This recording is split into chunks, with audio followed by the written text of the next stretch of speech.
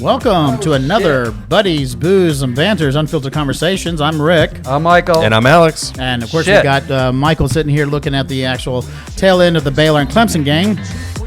It's over. Yeah, it's over. They're just going to keep fouling them. Well, now that we've gotten through that bit, That took some time. It did take some time. Sorry for the loss there. Baylor next time. It's just another loss for me. So but now, it's still not one of my Final Fours. Yeah, so now Clemson goes into the Sweet 16. I'm excited about that. Yeah. Anyhow.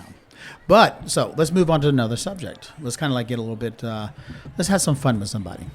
Who? Alex. Ooh. So I did my homework. We had some homework for Alex to do. And he made a statement on one of the last podcasts and basically says that he feels that the GOP, the Republicans, are better for businesses or better for the economy. So I told him, it's like, bring your facts, bring your homework. I'll see if I can counteract it. It's all good. He did this? I found 6 takeaways that I agreed with. I read them and everything. Awesome. Right. Cool. I'm going to let you start it off. Centered around business. All right. I'm a business person. You are? So are you, Rick? I am. Yeah. I'm just surprised in your non-Republicanism because, I mean, you all have a lot of, eat what you kill.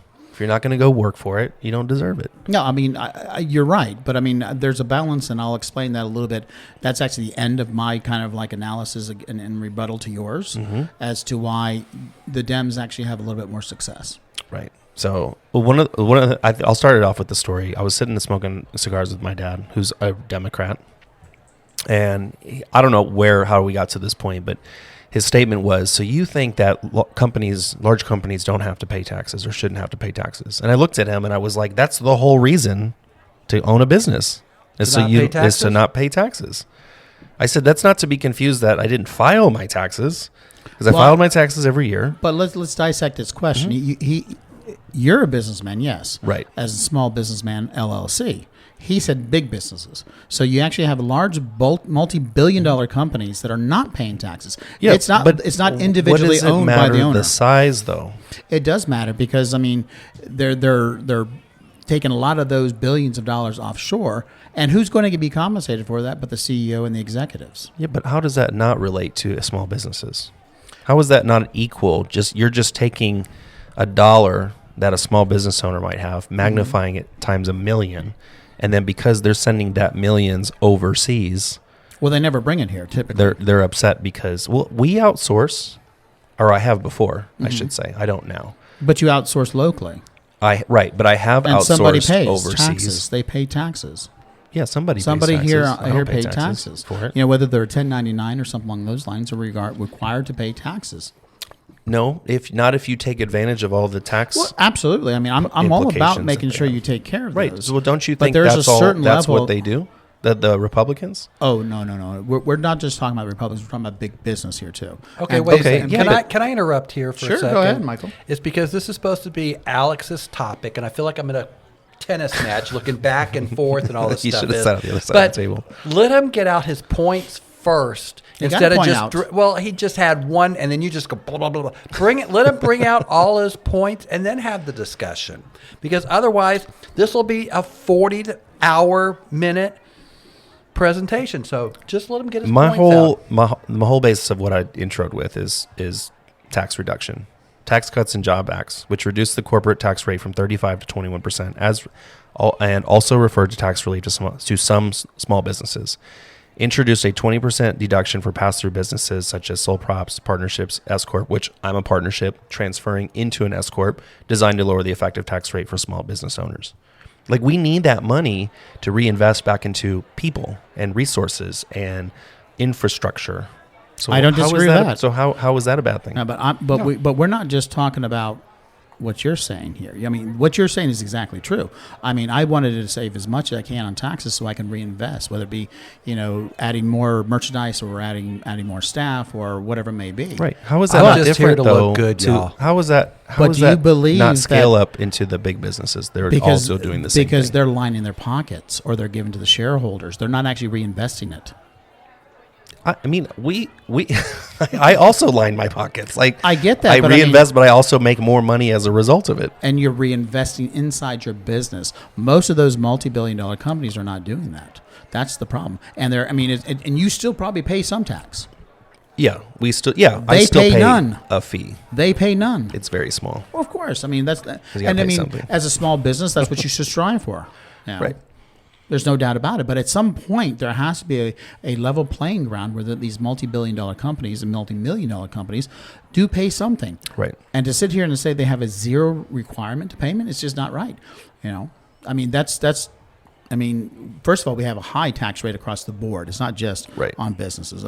I mean, so you're trying to tell me that me as an individual, not a business owner, me that who does a 9 to 5 every single day, I should pay more taxes than a company should? No. Because I'm working for that same company, right, and I'm helping them be successful, but I'm paying more taxes than they are. I don't see the difference between a small business like myself with maybe 15 people who strive not to pay taxes for all the reasons, right, that we mentioned, and a large corporation that, in my opinion, is doing the same, regardless of if half or a third are going to reappropriation and the other half or 2/3 going into salaries. Out of those 15 individuals, how many are actually owners of the company? 2. Okay. There's 13 others. Correct. And they're all paying taxes. Correct. And they're paying probably a rate of 25 to 28%. Right. Okay. And you think it's okay for them to be paying a higher rate than you? I don't. So I educate them to follow the same. So I actually have no employees. They're 1099s. They're 1099s, but we encourage them to file an entity of their own, so that way they can take advantage of the same. And I do the exact same thing. I advise people like get into an LLC or something along those lines, and there's things that you can funnel through that, even some everyday stuff. Right. Your gas, your tolls, or whatever. But I'm okay about all that stuff. Right. But again, I mean, there's still an inequality that's in regards to the pay out there and the taxation. Well, it's not process. equal. Well, it's not supposed to be equal. Yes. But as a company, you know, and not paying taxes, which is really how you started this entire conversation off, how is that? Because that means the GOP is better in regards to handling it. I'm not sure how to answer that question. Can you ask me the same question in a different way? Do you mind? Okay, so you feel that because of the GOP is doing something in your favor as a business owner, that you pay less taxes. How are they doing that? How are they not versus the Democrats doing that? Well, I'm assuming just through legislation. I mean, it doesn't just happen, obviously. Which right? means there's a multiple level. Right. You know, you have the House, you have the Senate, you have the President. Mm-hmm. You know, that has to go through the entire process, and at any given time there could be a split government. Right. You know, so I mean, there's also Democrats involved in that. So, topic number 2. Reason number 2, access to capital, which is also very important. Mm-hmm. In the 3.5 years I've been in business, I've taken out 2 loans, which were amazingly easy to navigate through. One was for $11,000, paid off in full. The second one was for $40,000, and we only owe $10,000 on that left. So access to capital, the administration worked to improve small business access to capital, including through initiatives that aimed to make it easier for small businesses to get loans. I think is important. Yeah, and I've actually experienced the opposite as a business owner, especially during the pandemic, you know, and it was because the way my accountant at the time was doing my paperwork, I'm filing my taxes, I was both LLC as well as a 1099 and also a W-2 individual. The small business loan people, I was still working, you know, as a W-2. No, as a W-2. Right. Obviously, my other 2 businesses shut down because obviously events and things of that sort, there was nothing going on. I laid off 40 1099 employees, you know, who were making quite a bit of money, you know, supplementing their income. And even if I had wanted to provide them some sort of compensation, I couldn't because they rejected me twice. Okay, see, the next point, and so hold that thought, because the next point talks about, in response to COVID-19, the Trump administration implementing the Paycheck Protection Program, the PPP, and the Economic Injury Disaster Loan Program as part of the CARES Act. Provided forgivable loans to small businesses to cover payroll, which I have a lot of friends that took advantage of that. They're even still trying to get people to take advantage of that. I still do. Did you or did you not try to take advantage of that? And if you did, I mean, why wasn't it successful? Because even as a 1099 employee of my own company, I should have been compensated for what I didn't receive. They would not do it because of formalities and forms and shit. Now, I have a friend who does nonprofits and things of that sort, who hadn't filed taxes in 5 years, did her paperwork in 3 days. She had $26,000 in her account, and still to this day she hasn't had to pay it back. You know, and I say good for her. I mean, I'm not holding that against her, but I mean, the differences between her and I when we filed the same paperwork, obviously I did more work than she did in regards to the filing. She really did it when she had a few cocktails, and lo and behold, it was successful. You should have done it with cocktails. Maybe I should have. I had a person last week present me that you can still apply for those. You can, but again, my paperwork has all been done the same way since 2016, and as far as they're concerned, that's the way it is. So let that doesn't make any sense to Alex me. do your paperwork and see if you get a different answer. Yeah, I thought I offered you a bookkeeper, and you said no, I'm good. Well, no, you offered me an expensive bookkeeper, so. He didn't even. No, that's for not true. again, He could have written it off. See, I he know. doesn't have a. No, no, I know. He doesn't know the rules. See, what you No, don't, he does. what you don't understand, Alex, is my businesses haven't recovered. I mean, mine's a little bit different than yours, and how it's actually built. I mean, the 40 employees that I had to lay off as 1099 employees, they're gone. And the whole recruitment process for me to go out there and find it again is difficult. I had built that over 11 years. Right. A solid crew, a solid staff. And they were also my referrals, meaning I always got additional referrals in that regards. And, without going into super details specifically on why it was so difficult to do that type of recruitment, my staff was different than your typical event staffing out there. Right. And stuff. And for me then to spend the time and the money and the resources to go out and recruit, I mean, that means hitting universities. That means actually doing, greeting meets and things of that sort. That's a lot of time on my hand that I don't have, number one. Yeah. Then you sit in your time, it's like, well, I gave you an accountant referral. That's great. I don't have the revenue to come in to actually offset that, to write it off. Right. Because my two companies took a hit. Well, so now I obviously have several large events on an annual basis that actually do help out and supplement and things of that sort that actually do hold off a lot of those expenses that I do incur as businesses, but all those other personal expenses. Yeah, so I'm a self-employed, so I'm actually totally understand. Self-insured, all those stuff. I'm just gonna look at Michael. Blow him kisses. I was just looking. I was just looking at the As a reminder, update on the it's not. NCAA. I'm still it's not between yours versus mine. It's not at all. Not at all. Yeah. No, it's all good. Just to clear the air and reset the room. Has nothing to do about how you were successful in getting loans and I have not been able to through small business areas. I think the rebuttal, because what the ask is, what did I think that the GOP did for small businesses, right? So in your response, well, you said for the economy as well. Yeah. So I think those are all scalable in my opinion. No. Okay, so I had another one, trade policies on here.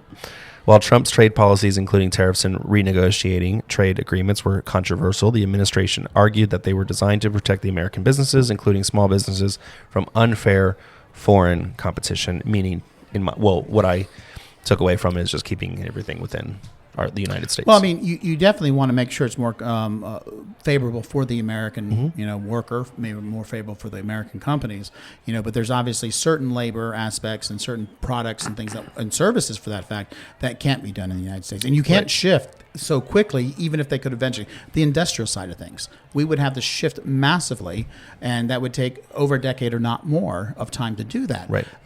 So we're spending billions of dollars to do that in regards to the infrastructure of that.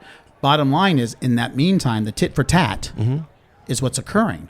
They're also putting tariffs on us. So our costs are continuing to increase when we want their products. That's the problem. Where the whole idea is like we buy from them at a cheaper price because it's cheaper labor. Right. We want to bring it here. We're going to get good quality. We understand we'll pay a few extra dollars here and there. But in the meantime, we can't afford that. We're getting paid. I mean, the whole process of him putting 100% tariffs on any cars made in Mexico that is owned by the Chinese company. Ludicrous. You know how high that's going to actually increase the costs associated with that? I mean, that's not good economic. And a matter of fact, most of the economists are out there saying that if he does that, he's going to tank the economy. But it sounds good to the it fellow people. It sounds a good spin. No, Absolutely. I know. That's what I'm just saying is they do a better job. That's the problem. They do a better job on the sell or the spin. And that's where he hit it right on the nail. And they've convinced you. So you got another point? Well, I'm hopeful to understand where the Democrats have assisted. So I'm curious in your rebuttal because I've probably missed it.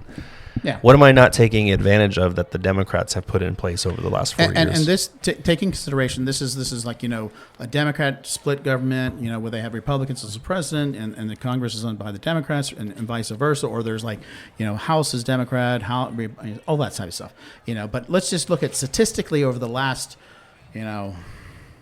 since World War One. Okay? And I'm going to hit on How old were you then? Not as old as you. But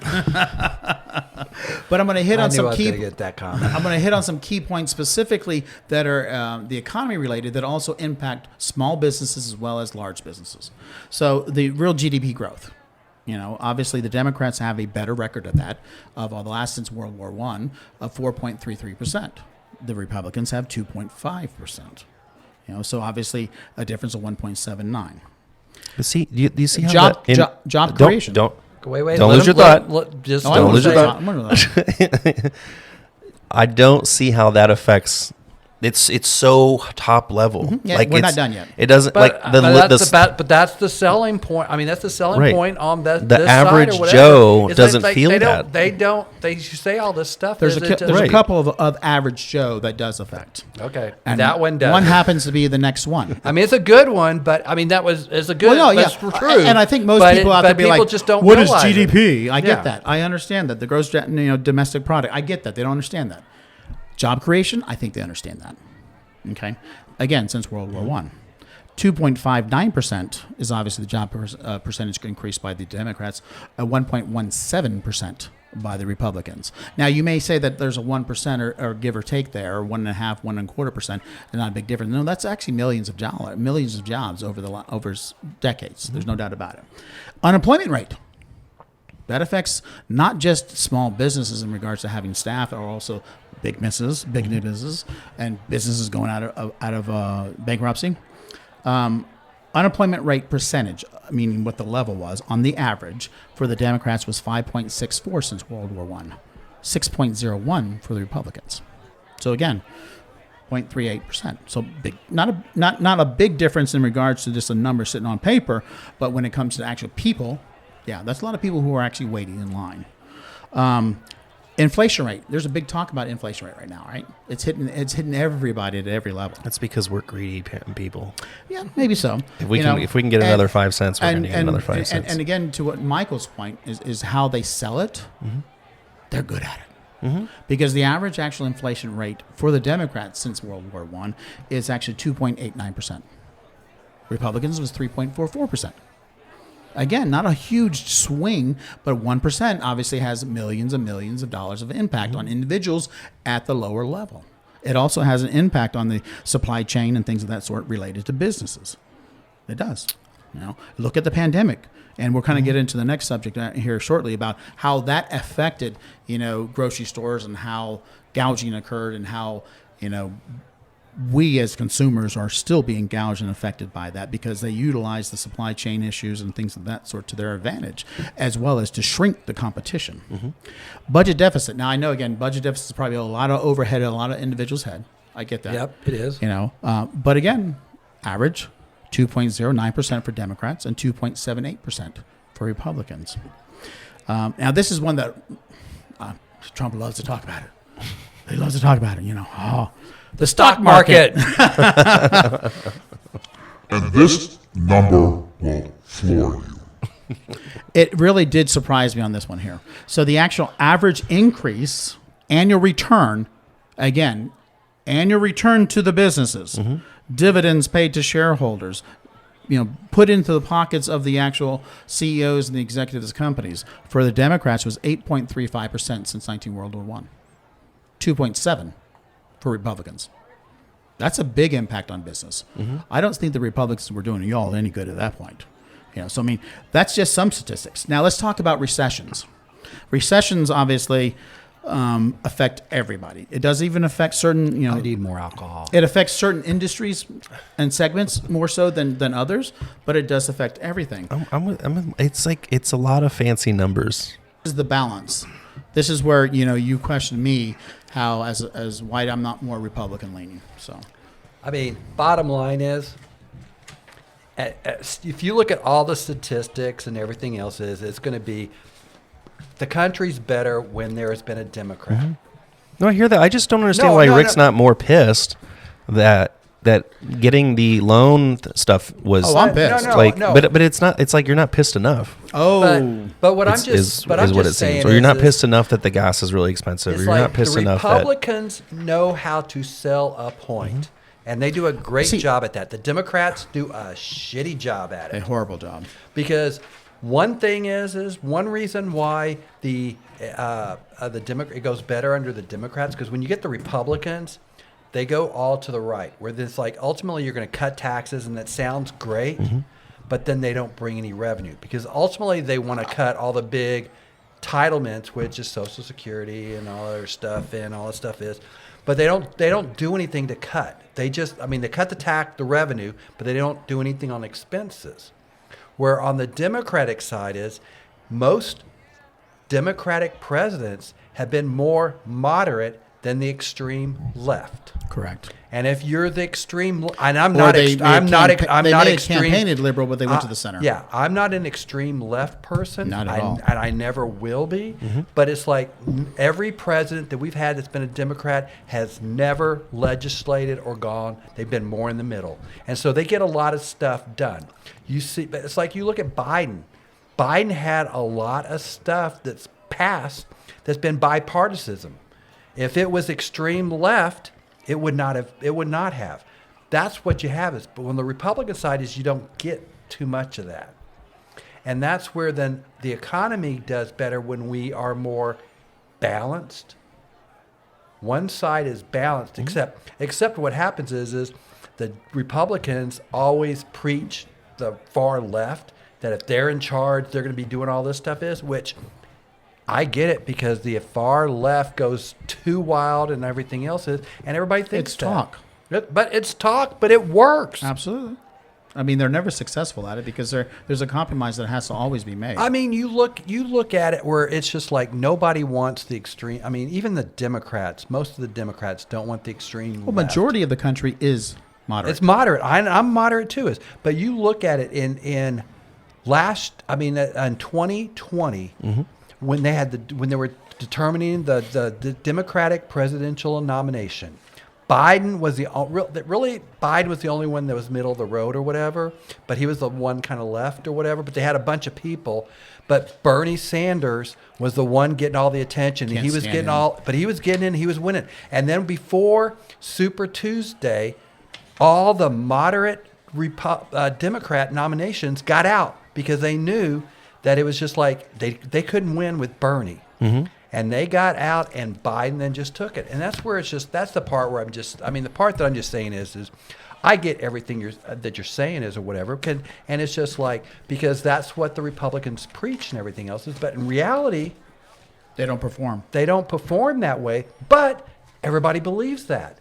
And it's just like it's going to continue until look at the last two Congress. What has the House of Representatives done when they're under the actual control of the GOP? Yeah, I don't Nothing. know. Right. Nothing. I mean, you look at it. I mean, we could put a statistic up there and show even against other GOP controlled houses on how much they passed in the last 2 years versus the previous one. So because right now in the Republican Party, you just got the extremists that are just taking over, and they don't really care about doing things for the good of the country or whatever. They just want the power. So, I mean, the reason, and this is just to clarify for you to, because yes, I am a business owner. Yes, I've been screwed as a business owner. I was screwed in the 2017 tax cuts that Trump did. It didn't benefit small businesses, it benefited larger businesses. So all those little, exemptions that I had that I was doing very well and not paying taxes or as much as I lost it all. I mean, and I had a phenomenal accountant who would basically say, I'm not going to do anything illegal for you, but I'm going to stretch it and get in that gray area as much as possible. I mean, he would come back to me with a number, and I was like, not good enough. He would go back, and he'd come back with a different number until I was satisfied with that, or it was a deadline to file. So it's not like that I didn't want the money. I did want the money, but what for me as an individual who I guess I could say that, which you may not agree with, that I've had the best of both worlds, is understanding the European countries versus the United States. No, I agree. I mean, you've had longer more experience, right? Well, You've seen. It's not just about business, though. Mm-hmm. For me, it's also about the social issues, And these are, I mean, this is where, and this one here is also some business related ones, and which party's better. And again, this is obviously skewed. I'm going to clarify that right up front that there's obviously a skewed in regards to the Democrats, but which party is better for the economy? Democrats' economic policies benefit low income and middle income families, which obviously, as they're making money, they're obviously paying taxes and putting into the revenue that the country needs. So if they're not and they're unemployed, they're getting entitlements that we're paying them. So you want to get them to work. So maybe a work program does help. Mm-hmm. They argue that reducing the income inequality spurs economic growth. People are more likely to spend than save, invest. Just talk about that $1,200, and we kept getting during that whole COVID thing. That was being spent on the economy. Mm-hmm. So it proves, and that was most of the young, less economic individuals. They were spending it. They weren't necessarily holding it back. I didn't get it. I forgot all about that. I got my $1,200. I don't even know what I did with it. I was making too much, so I didn't get it. They support the Keynesian economic theory that government should spend its way out of a recession versus basically cut. I mean, if you look at what the Republicans are trying to do now, 18% cut across the board of everything, with the exception of their pork projects. And they want to do some research that shows the economic growth is better on the Democrats. But Republicans, they advocate for supply side economics that primarily benefits businesses and investors. I don't think it actually benefits as much as the businesses does for investors. They argue that tax cuts on business allow them to hire more workers, increasing demand and growth. Their argument out there is like, no, those tax cuts goes in the pockets of the executives. They support the pursuit of prosperity without government interference. Prosperity doesn't actually happen without some sort of government involvement. They use the word interference. I use the word of involvement. Business-friendly approach makes many believe that Republicans are better than on the economy. They're not. Now let's go into these social issues, and I think these are extremely important, and not just what the issues are and where they fall in regards to either side of the Democrat and the GOP party, but also how the Americans feel. Universal health care, obviously, it comes down to the point that Republicans are adamantly against it. They don't believe in universal health care. Obviously, the Democrats support it. Right. I'm of the argument that if you had universal health care, we would be paying less out of pocket, not just as individuals, but also as businesses, because your medical costs will decrease based upon the fact that people can actually go to the doctors. If you talk about the millions and millions of individuals out there who aren't health care coverage, like myself now, but also have never been to the doctors. They don't get physicals. I think with all due respect that's naive to assume that if everyone's paying health insurance or under universal health care, that the costs of health care will go down. Well, there's a flat rate. So if you look at a flat rate associated with those countries in Europe, for instance, or even Canada for that fact, first of all, they pay less than we pay. Canada, they don't pay anything. So I had a friend. No, it comes out of taxes. Yeah, but like sidebar, like 30 second sidebar. He broke his arm, Michael. He broke his arm, and he didn't have to pay for any of it. He had surgery and everything. Yeah, he had to pay for it. Nice. And I had surgery earlier this year, and I had to pay a lot, even though I still have insurance. I'll give you a sidebar again. There was a couple of Brits who came to the United States on tours, and they were actually interviewed by somebody who was basically talking about the healthcare costs associated to the U.S. versus the U.K. Mm-hmm. They asked, well, again, if you broke your arm and you required an ambulance, how much do you think it's going to cost you? They said, $250. No, it's $22,000. Is what's going to cost you. Dang, that's a lot. It is. The disparity in regards to what the costs are associated to. So on the average in the UK, for instance, and I do know this, for universal healthcare. Now that means this isn't like all the like electives and stuff like that. This is your healthcare, preventive care, and obviously if you have more terminal stuff, you're going to get to the front of the line. It's about $4,600 pre-tax. Mm-hmm. So that's a tax come out of here. If you talk about, what I was paying up until, beginning of this year, I was paying $6,000 after tax for less coverage, meaning I still had to pay something out of pocket before they would even cover me. Right. But of course, me now not having health insurance, I got a physical next week. It's cheaper for me to pay out of pocket than it is to actually have health insurance. Yep. Because I was paying $6,000-7,000. No, I have health insurance. Went to a chiropractor who then issued an appointment for me to get my back X-rayed. Turned in my insurance card, and it was more expensive with the insurance. Yeah. And I said, can I just pay for it without it? And it's so weird. It's awkward. It's like that's where I'm not saying that to your point that it's a guarantee that everybody's going to visit the doctors more and have more frequency. But I will say that the costs eventually will actually decrease because more people will stay healthier because there will be a percentage that will actually visit the doctors. But also there's going to be a less percentage that companies are paying if they pay the taxes associated specifically for that. And again, I can go down to the immigration, foreign policy. And we know that. Environment, economy, taxes, reproductive rights, civil rights, women's rights, LGBTQI+. These all affect the economy. These all affect businesses. If you talk about, what now the GOP wants to take, diversity and things of that sort out of colleges and universities and businesses. I mean, you look at Texas in particular, that can actually sue particular companies and all that. That requires them to actually spend more money on revamping their policies and their HR department. You know, I mean, bottom line is social issues have to come into play when understanding that it obviously helps the economy. And, whether they're right or wrong on all these issues, the Democrats do a better job and being more empathetic to their population than the Republicans. Now let's talk about subsidies. Oh, wait. Before you eat, but you just with just the statement you just said, let's just say you're right on everything you just got through saying. Mm-hmm. Why? Which I am. Which I'm not denying that. But then why is the other side not? They're horrible. Well, what do you mean the other side? Let's say Alex. I mean, Alex. Because the Democrats are horrible in their communication. I mean, we've talked about this forever. I mean, and some people could say they're not the ones out there waving their flags and bragging. I mean, but your communication sucks. I talked about this when Hillary was running. I talked about this when Joe Biden is running. It's like, you got to be more aggressive. You got to get, and I think that he's starting to slowly. And apparently they had a war game plan set up based upon, obviously, election interference and stealing the election, all that specific. They started in 2021. But I mean, I think that, they are not smart. They think too good of people on all sides. So you're saying the Republicans are better playing the game? They're nasty. Well, absolutely. But I'm just saying they're better playing the game. Yeah, because they don't care about people. They care about businesses, and that's why Alex is a businessman. I get it. I'm a businessman too. I just have a soft side on the social issues. But let's talk about subsidies.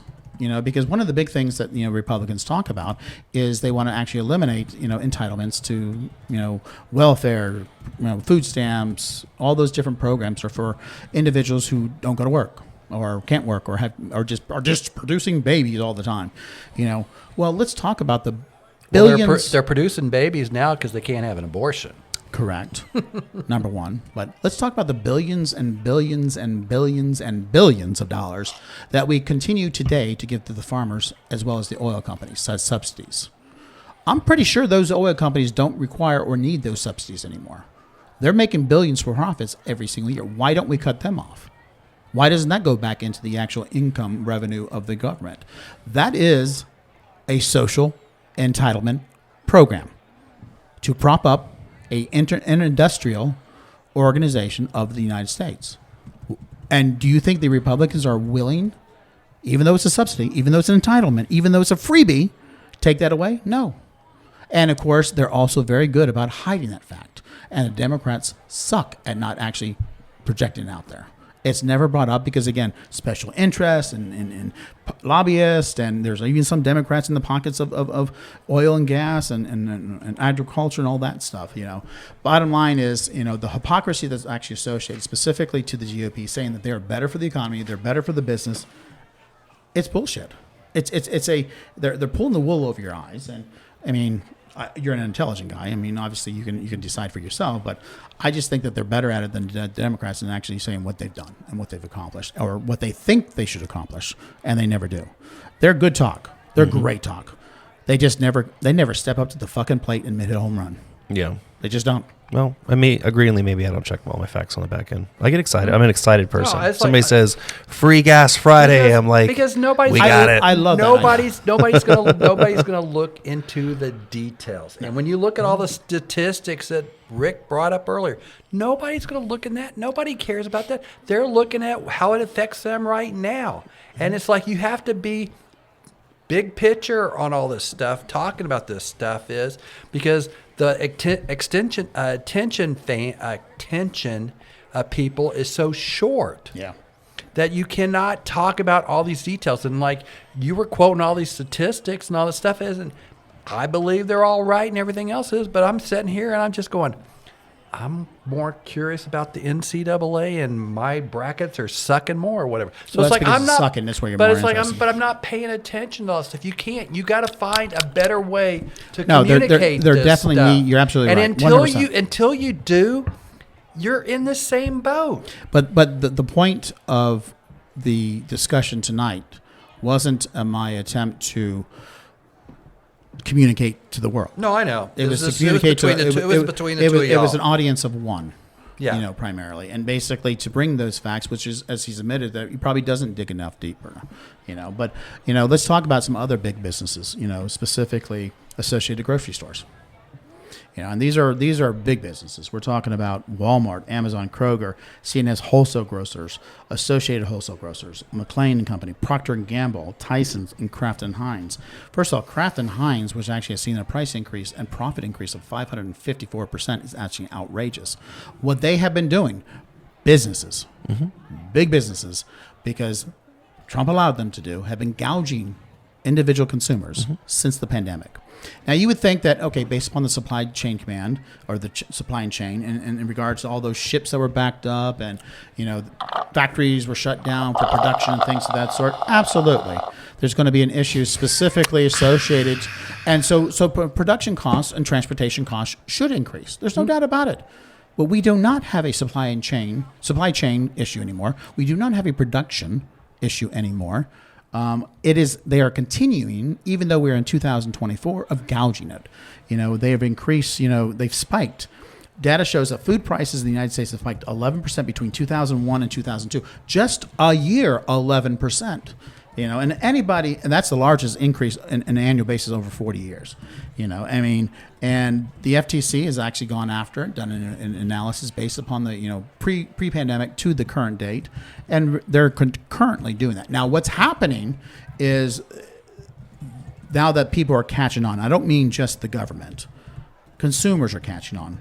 And so, Heinz in particular, they're not buying brand names anymore. Right. They're going to off brands, which is significantly cheaper. So now they're catching up and saying, oh shit, we kind of screwed up here. So they're trying to slowly reverse themselves out of the whole situation. It's not going to work. It's just not going to work. Because one of the actual goals they had during this process is to eliminate competition. The small people, the small businesses out there who were supplying, the small grocery store on the corner, the bodegas on the streets of New York, all these little small suppliers, these little neighborhoods, they wanted to put them out of business. They wanted to take over, and they did a very good job at that. So here we have big businesses shutting down small businesses. Doesn't sound very nice to me, does it? No. No. So, that is, again, another example of where the consumers, the individuals, are being hurt by businesses who are reaping the benefits of a GOP policy. It's that simple. Now, Biden needs to do something about it. He not just talk, and he is talking about it, but he needs to do something about it. There's no doubt about it. Because I've seen grocery prices just skyrocket. It's just ridiculous. Everybody has, and so. And they need to stable out. They need to come down, to be perfectly honest with you. I have gotten so damn good at coupons. I'm going to start couponing. And oh my God. Does that really work? I went to Tom Thumb. Mm-hmm. Tom Thumb is kind of known as a little bit more expensive, but it's convenient. Yeah, but they have great quality beef. They do. Well, their entire set is better than Kroger, in my opinion. Right. I ended up doing my whole app where I had rewards and deals and stuff like this, and I think it was like $58 was the total. Mm-hmm. Wow. I paid $32. Yeah, I paid $32.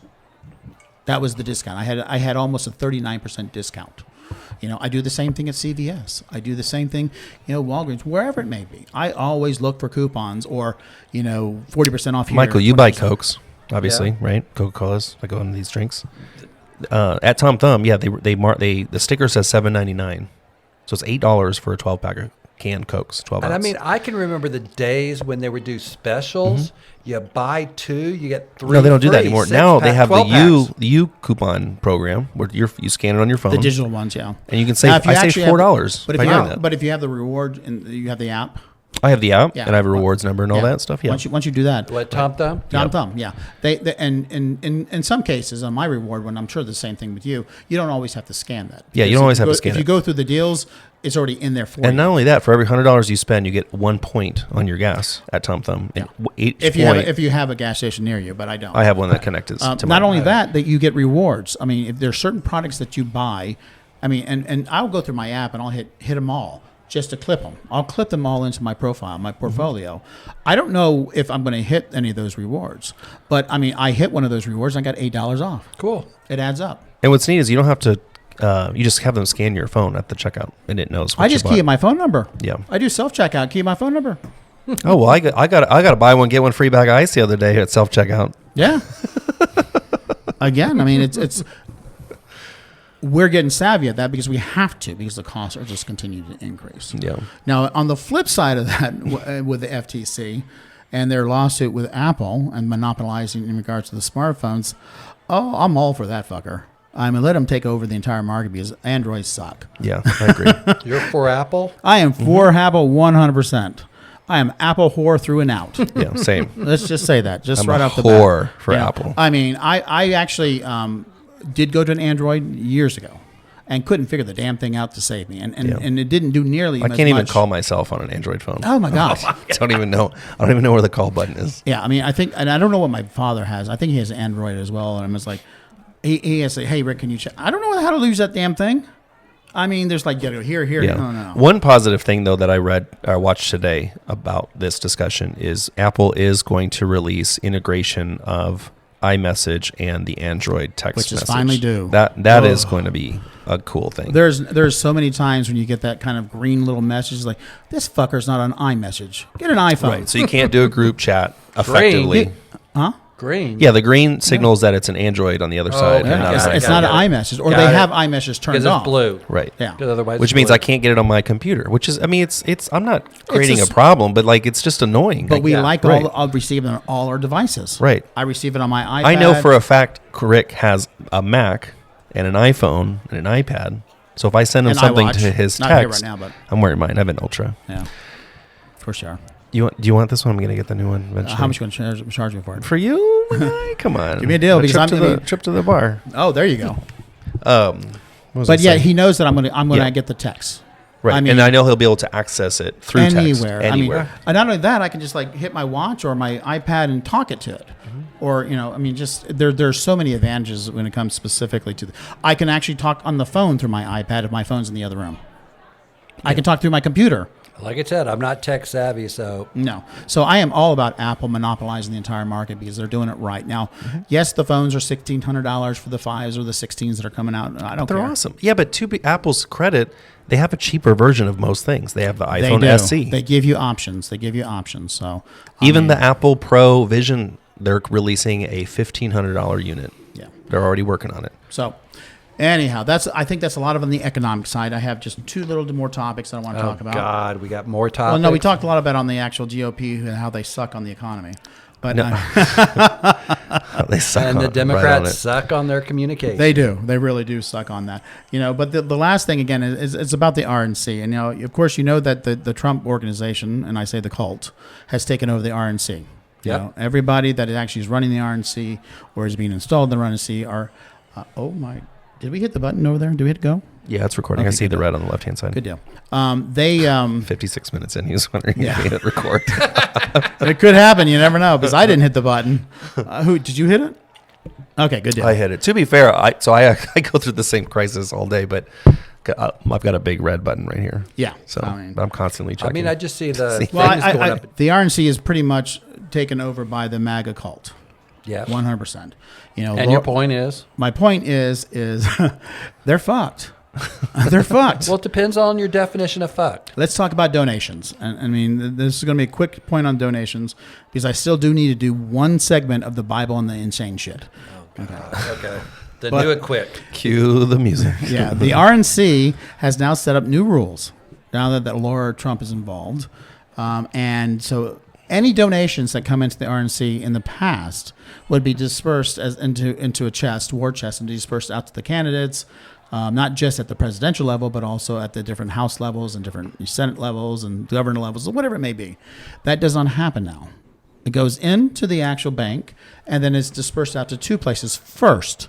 Now, I don't know if there's anything left over that eventually goes to the other candidates, but the first one goes to Trump's PAC that's paying his legal bills, and the other one goes to Trump's campaign. So it's all about Trump.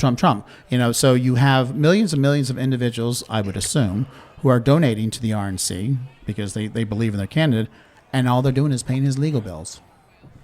But is that even legal? Of course it's going to be legal or whatever, but it's like I look at this as like the people that are going to contribute to all that stuff is stupid. They're stupid. Yeah.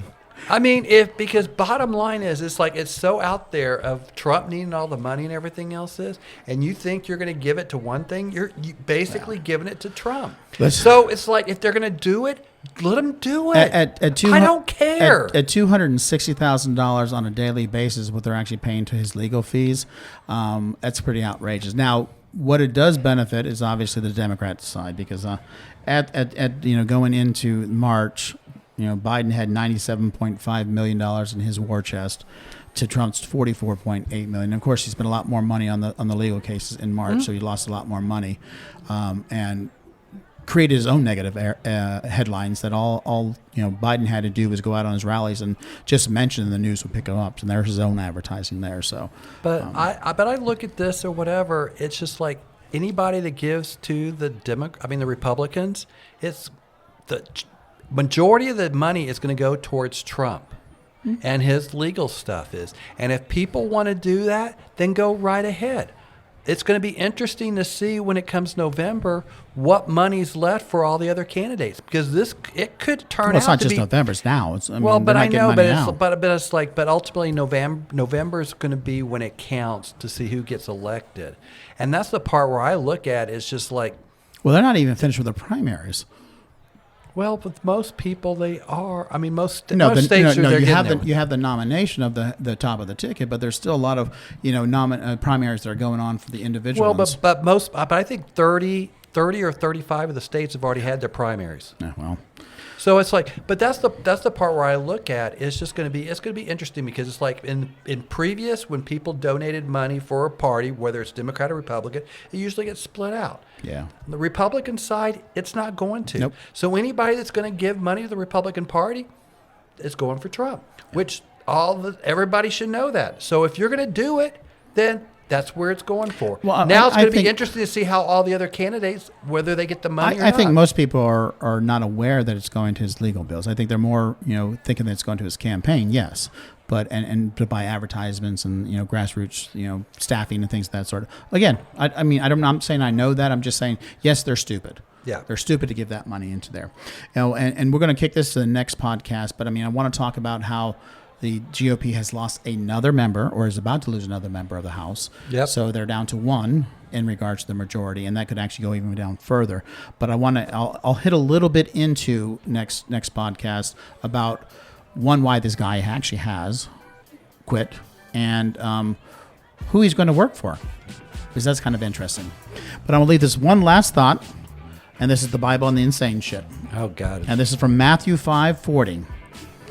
And if any man, happy day. And if any man will sue thee at the law and take away thy coat, let him have thy cloak also. So if someone steals something from you, you should hand over something else to them, is what they're saying. So next time, use that to your advantage. Again, the Bible should not be classified as the gospel. And don't interpret some crazy ways. But anyways, thank you all for joining us for another podcast. A little bit long time because of Alex this time. But thanks you for joining us for Buddies, Booze, Banters, Unfiltered Conversations. I am Rick. I'm Michael. Was here to look good. And I'm Alex. You did.